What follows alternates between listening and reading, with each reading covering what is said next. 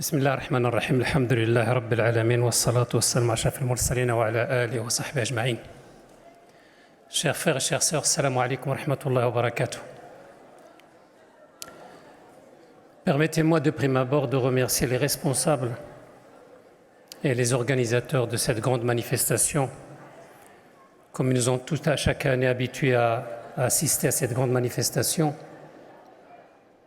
Mes remerciements aussi vont à certaines personnes en particulier, ceux qui sont toujours debout, ceux qui sont toujours à l'épreuve, en présence toujours de preuves qu'ils sont toujours à l'épreuve.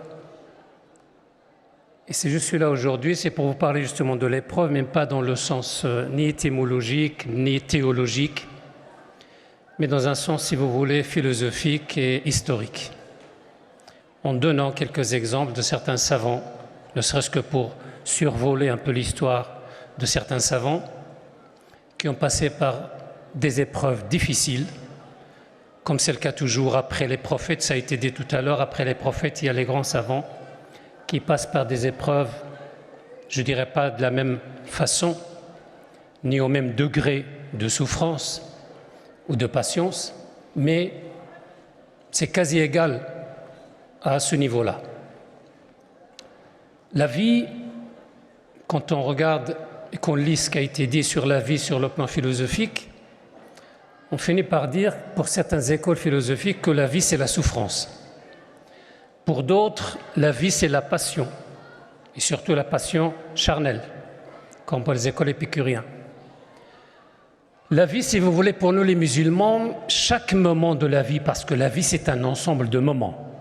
La vie c'est le temps qui nous est imparti dans ce monde. Donc la vie, c'est chaque moment, et ce chaque moment est un ensemble de moments, si vous voulez, et chaque moment de cet ensemble est une épreuve.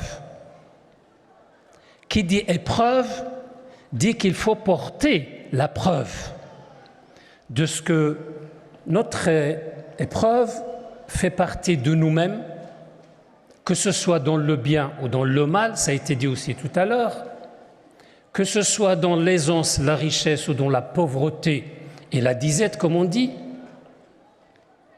Donc le musulman, il est responsable, dans ce sens, de ces moments, de tous ces moments. Autrement dit, il est responsable de sa vie. Comment veut le musulman vivre sa vie sur cette terre et dans ce monde d'ici-bas? C'est à lui de choisir, parce qu'Allah subhanahu wa ta'ala a mis l'être humain entre deux positions, deux extrêmes, si vous voulez, d'être du côté du bien ou du côté du mal. Pour lui, il faut agir dans le sens du bien. Mais en agissant dans le sens du bien, il se trouve qu'il va rencontrer sur cette voie des obstacles qui vont le faire souffrir, des moments difficiles. Ça a été raconté tout ça brièvement tout à l'heure. Je ne vais pas m'immiscer encore une fois dans ce qui a été dit.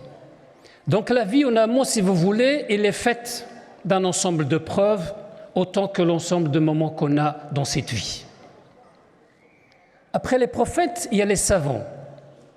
Les savants musulmans ont beaucoup enduré et ont vécu des moments très très difficiles de leur vie de plusieurs manières.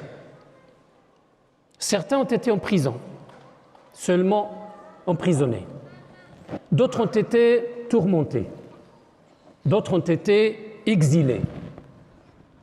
D'autres ont été écartés de la société sans être exilés, etc., etc. Si je prends quelques exemples de Saïd ibn Jubayr, ça c'est quelqu'un qui fait partie de cette génération qui est venue après la génération des compagnons du prophète sallallahu alayhi wa sallam. Il a été torturé, il a été emprisonné, mais il est resté sur ses principes. Il est resté avec cette foi de faire face à cette épreuve. D'autres, comme l'imam qu'on connaît, les grands imams qu'on connaît, Imam Malik, Abu Hanifa et surtout Ahmed ibn Hanbal. Pourquoi je dis notamment et surtout Imam Ahmed ibn Hanbal? Parce qu'il est passé aussi par des moments très difficiles. Il se trouvait dans une période charnière, si vous voulez, un moment de croisement de la philosophie grecque avec l'islam et la pensée islamique. Donc on a des savants et des fuqaha d'un côté, et on a les traducteurs, les philosophes, soi-disant musulmans, de l'autre côté. Donc il y a eu tout un débat entre la raison grecque et la raison, entre guillemets, islamique. Cette confrontation, cette disputatio, comme disent les latins, ce dialogue porté sur la parole d'Allah subhanahu wa ta'ala. Quand on dit que le Coran est la parole de Dieu.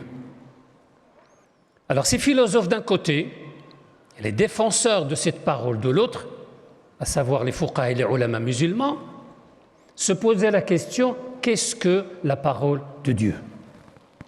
Autrement dit, la parole de Dieu, elle est créée ou elle est incréée.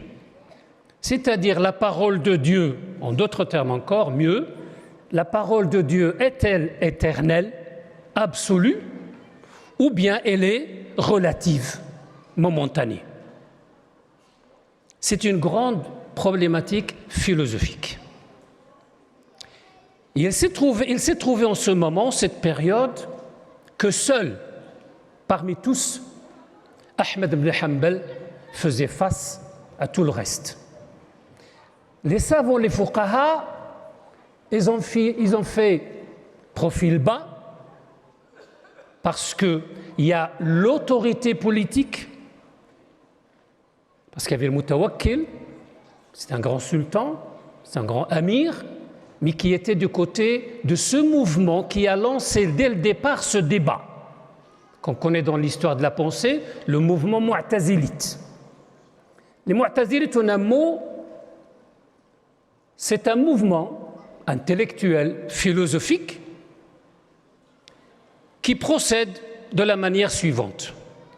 Il n'y a, en suivant les pas et les marches de la pensée grecque, il n'y a de normes que la raison pour discuter de tout et ramener tout à la raison et tout part de la raison. Tout ce qu'on va discuter, la réponse des questions qu'on va poser ou qu'on va se poser doivent être soumises à la raison pour dire son dernier mot. C'était là le moment très très difficile, non seulement pour les savants, pour les fuqaha d'un côté ou pour les philosophes et les politiciens de l'autre, mais c'était aussi un moment très difficile pour toute la communauté musulmane de l'époque, pour toute la Ummah. Ahmed ibn Hanbal, il a essayé de répondre à cette question et de résoudre cette problématique en disant en un mot, je n'ai pas le temps de détailler, en un mot il a dit que la parole de Dieu n'est pas créée, il est incréé. Autrement dit, quand on dit que la parole de Dieu, je vais vous expliquer en deux mots, quand on dit que la parole de Dieu est créée, parce que la raison préfère dire qu'elle est créée pour que cette raison puisse intervenir, pour laisser la porte ouverte à toute forme d'interprétation, à toute forme d'explication. Et je me réfère à ce qui se passe aujourd'hui quand on parle du Coran, du texte et des interprétations, des herméneutiques, et j'en passe. Donc quand on dit que le Coran est la parole de Dieu est créée, ça veut dire qu'elle est relative, ça veut dire qu'elle suit, du verbe suivre, qu'elle suit le mouvement du temps. Ça veut dire qu'on va soumettre l'être avec E majuscule. On va soumettre l'être divin au temps.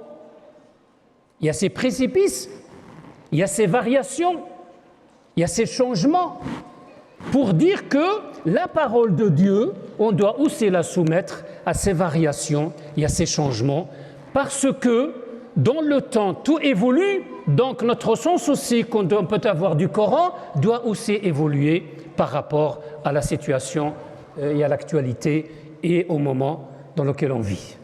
Donc voilà, aujourd'hui, il est bien de se référer à cette partie de l'histoire et faire une étude comparative comment la communauté musulmane ou la nation musulmane de l'époque a fait face à ce genre de discours, si vous voulez, qui porte sur l'interprétation et sur l'herméneutique. Donc Ahmed ibn Hanbal, à ce niveau-là, était le seul à faire face, quitte à être emprisonné, quitte à être tourmenté, quitte à souffrir le restant de sa vie. Et les politiciens ne sont pas restés les bras croisés, mais ils ont demandé à ceux qui ont fait profil bas, c'est-à-dire les savants et les fuqaha, les politiciens se sont intervenus auprès de ceux-là pour essayer de convaincre Ahmed ibn Hanbal de se rétracter et de dire autre chose et de parler dans le mouvement de la parole qui se donne et de la parole qui se propage ici et là pour qu'on puisse à la fin le faire sortir de la prison et d'arrêter ses souffrances, de mettre fin à ses souffrances. Mais malgré ça, Ahmed ibn Hanbal n'a écouté personne parce qu'il écoutait sa foi, il écoutait son cœur, il écoutait justement la parole de Dieu qui est une parole éternelle. Même cas, on peut citer aussi Ibn Taymiyyah. Ibn Taymiyyah aujourd'hui dont on parle que c'est quelqu'un qui est responsable de toute la mouvance aujourd'hui qu'on a et que vous connaissiez.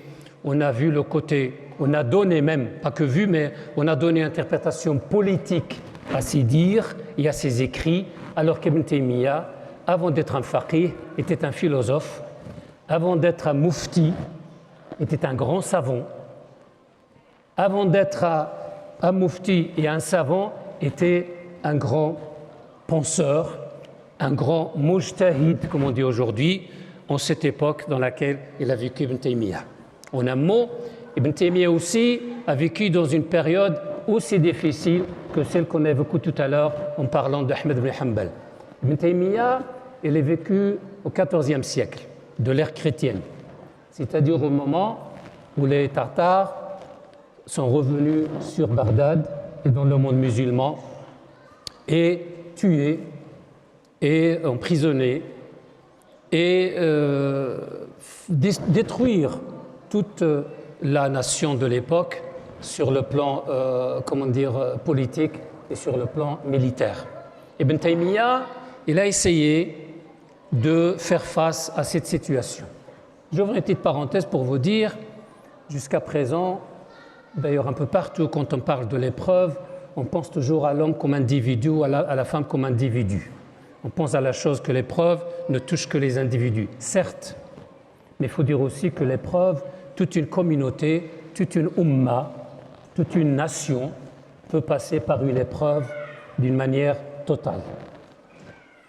Donc, l'exemple d'Ahmed ibn Hanbal est l'exemple type sur le plan individuel, mais l'exemple d'Ibn Taymiyyah, c'est aussi l'exemple type, mais aussi l'exemple non seulement de l'individu, mais de toute une communauté.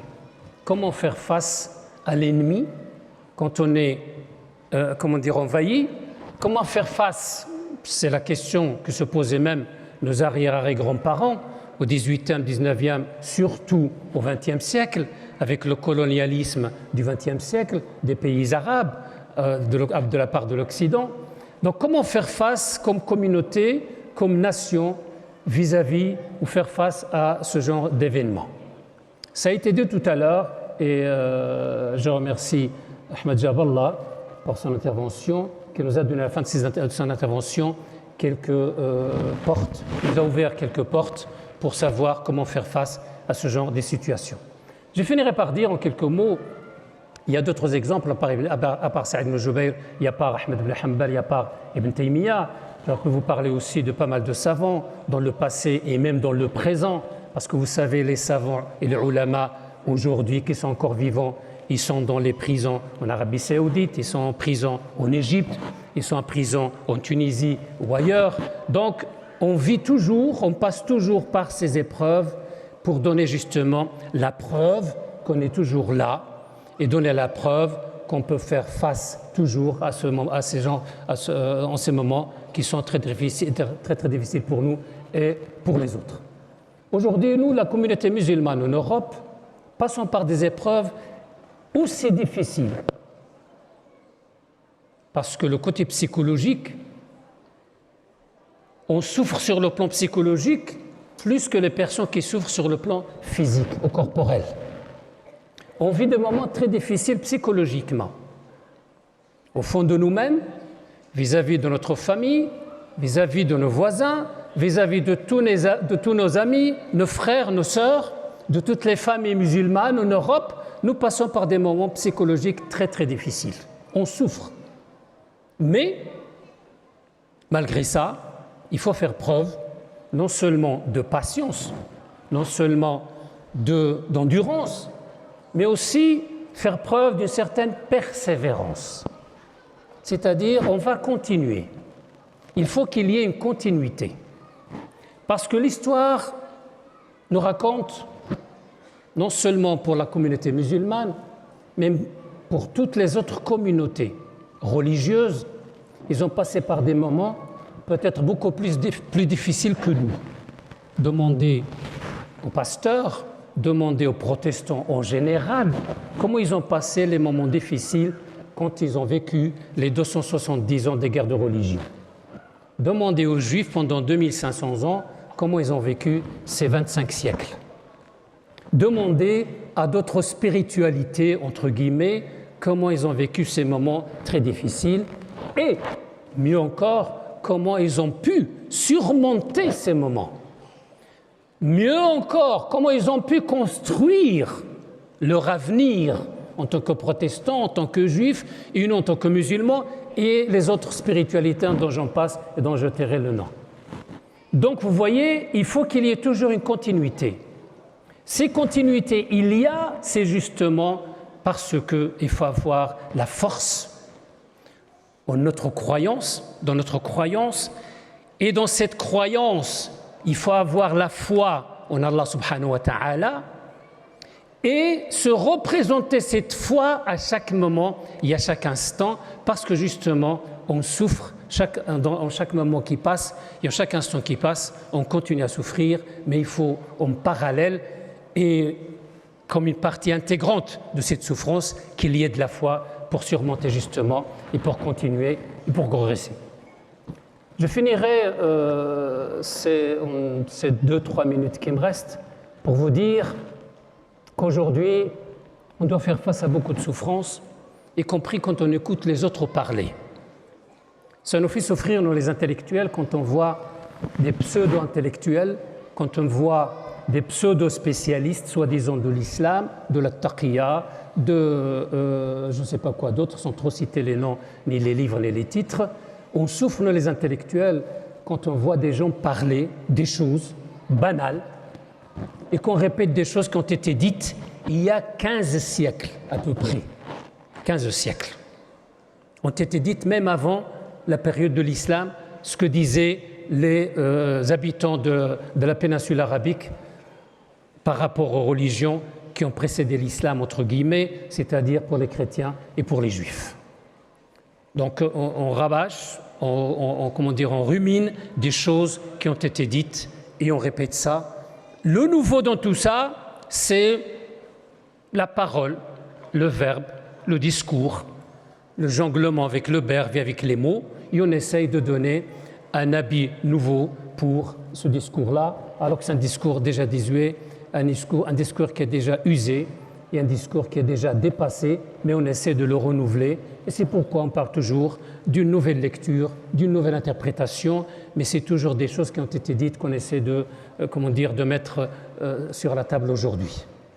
Voilà ce que j'avais à vous dire. Donc continuons avec beaucoup de persévérance et avec beaucoup de présence et avec beaucoup d'existence et avec beaucoup de paroles qu'on doit porter aux autres pour faire fin à ce genre d'épreuves, parce qu'il faut passer à d'autres épreuves et ne pas rester toujours dans les mêmes épreuves. Merci beaucoup. Wassalamu alaikum wa rahmatullahi wa barakatuh.